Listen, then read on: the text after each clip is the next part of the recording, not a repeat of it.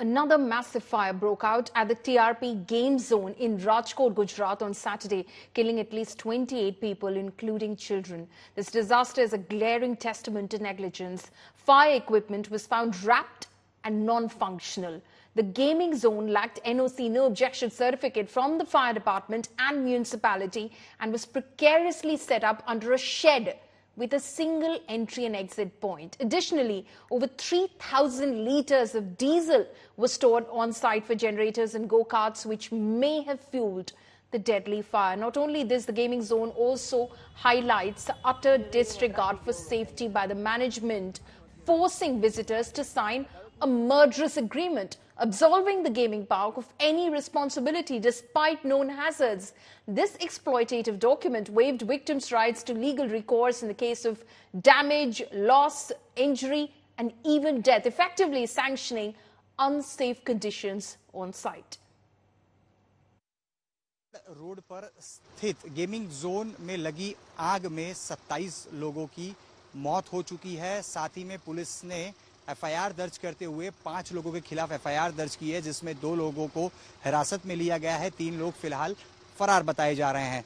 आप देख सकते हैं जिस प्रकार से आग लगी थी, उसके बाद जो एल्यूमिनियम का यहाँ पे शेड था, वो पूरा शेड ध्वस्त कर दिया गया है। फिलहाल जेसीबी के माध्यम से जो पूरा शेड है उसका मलबा जो है वो यहाँ से हटाया जा रहा है। कुछ देर पहले गुजरात के मुख्यमंत्री भूपेंद्र पटेल और गुजरात के गृह राज्य मंत्री हर्ष संघवी ने इस जगह का दौरा किया था। सीएम भूपेंद्र पटेल को पूरी जानकारी गृह मंत्री हर्ष संघवी के द्वारा दी गई है। गुजरात सरकार की बात करें तो इस पूरे मामले को लेकर 5 सदस्यों की एक एसआईटी की टीम गठित की गई है।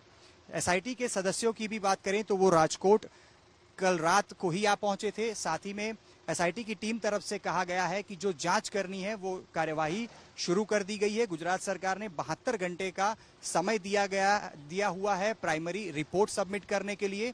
जिस प्रकार से कल आग लगी थी उसमें 27 लोग जो झुलस कर जिनकी मौत हो चुकी है, उनके तमाम के शव एम्स राजकोट में और सिविल हॉस्पिटल के पीएम के रूम के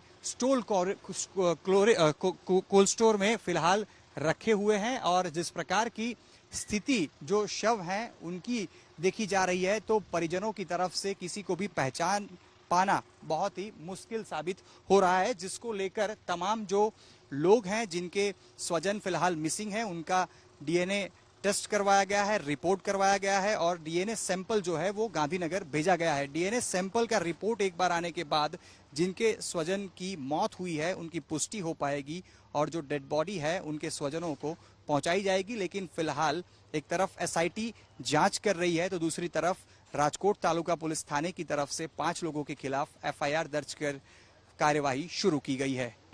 टोटली 7 जना गया था। શું એમાંથી કોઈ મિસિંગ છે, સારવાર હેઠળ છે, કઈ પ્રકારની પરિસ્થિતિઓ છે અત્યારે? વીરેન્દ્રસિંહના વાઇફ અને એના દીકરી બે ગિરિરાજ હોસ્પિટલમાં સારવારની છે અને ઓનું કાંઈ હજી કાંઈ મળ્યું નથી. હજી અમે રાતે બધી રાજકોટની બધી ટોટલ એક હોસ્પિટલમાં 20-25 જણા ફર્યા કે હજી પતો લાગ્યો નથી. ફૂલ તો આ લોકોનું એમેઝોન અને સેફ્ટીના કાંઈ સાધનો હતા નહીં, કાંઈ અલાર્મ જેવું કાંઈ હતું નહીં.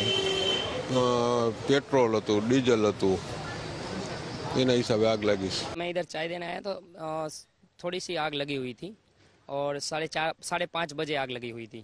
फिर हम इधर से आए ना तो सब स्टेशन में शॉर्ट सर्किट हो रहा था।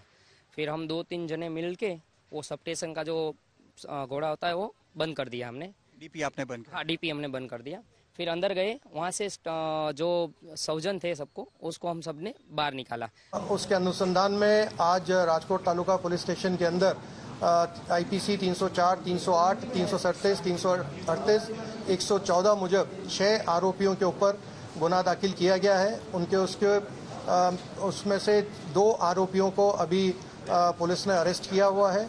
बाकी 4 आरोपियों के लिए स्पेशल क्राइम ब्रांच की टीम काम करी रही है कि बाकी आरोपियों को जितनी जल्दी से जल्दी हम पकड़ सकें और एफएसएल की टीम के साथ मिलकर जितने भी वैज्ञानिक पुरावा इकट्ठे करने हैं वो इकट्ठे करने की कोई प्रयास चालू में है। राजकोट में फायर इंसिडेंट के बाद वडोदरा में जितने भी गेम जोन्स है, करीबन 8 या 9 गेम जोन्स है, वो 9 के 9 गेम जोन्स कल ही इंस्पेक्ट किए गए थे और बिफोर 15 डेज पहले भी हमने फन ब्लास्ट जैसे और इनको सील किया था, जिनमें थोड़े बहुत कंप्लायंसेस रह चुके थे, वो सारे कंप्लायंसेस फुलफिल करवाए। कल रात को इन्वेस्टिगेशन सारे किए, अलग अलग डिपार्टमेंट से अलग अलग टीम के एक्सपर्ट्स आए थे। जब तक गुजरात सरकार का कोई दूसरा ऑर्डर नहीं आ रहा तब तक ये गेम जोन फिलहाल बंद है। टीआरपी गेम जोन में आग लगी तो हम घटनास्थल से फायर टेंडर भेज के हम आग बुझाने की कोशिश कर रहे हैं सर। पूरा टेम्पररी स्ट्रक्चर कोलैप्स होने के कारण उसमें आग बुझाने में थोड़ी तकलीफ हो रही है और विंड वेलोसिटी ज्यादा होने की वजह से आग में थोड़ा तकलीफ पड़ रही है सर। ये बहुत कमनसीब और बहुत दुखद घटना हुई है। उसकी पूरी इंक्वायरी के लिए एक सीट जो बनाई है उसमें हमारे साथ डायरेक्टर एफएसएल संघवी साहब, मैं, फायर के कुछ ऑफिसर्स, उन सबकी एक सीट है जो अभी शुरू से काम करेगी।